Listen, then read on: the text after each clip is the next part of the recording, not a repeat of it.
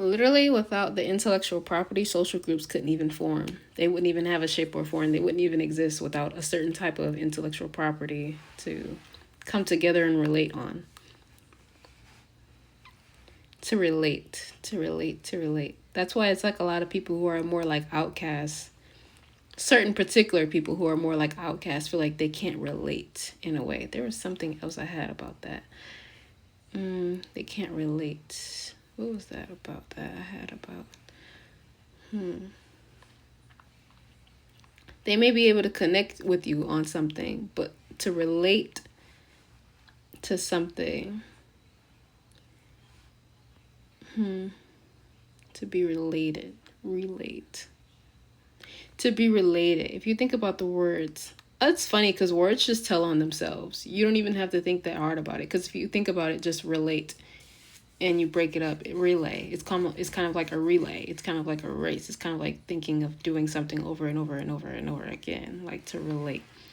So it's like if you're an outcast, it just means like you probably got bored like of mundane relations. Like to relate to something means that, we've all seen it and done it before. It's been repeated.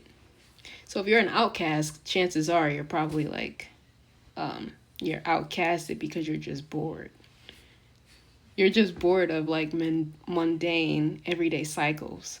So you're probably like a cycle breaker or something like that. Or what some people might call like generational curse breakers and stuff like that. Yeah, you're just a cycle breaker or something like that. Or yeah, what they call it. But yeah, to relay, if you think about a relay race, or to rewind something, if you just think about the words to relate. If you can't relate to a lot of things around you, some people separate themselves away from society and stuff like that just because to turn it into a fad. But you have real life people who just genuinely can't relate to a lot of things that don't make sense. It's like, why do we work? But it's like everyone doesn't work though at the same time. But it's just stuff like that where it's like to be an outcast might be something like that. Like, why would I do that? Because why would I do the same thing over and over and over again? It's kind of like to relate. So if I can't relate, that means I've elevated on a different mind frame or timeline, or what do they call it? Timeline something. Time. They call it something in the spiritual community, I think. Time something.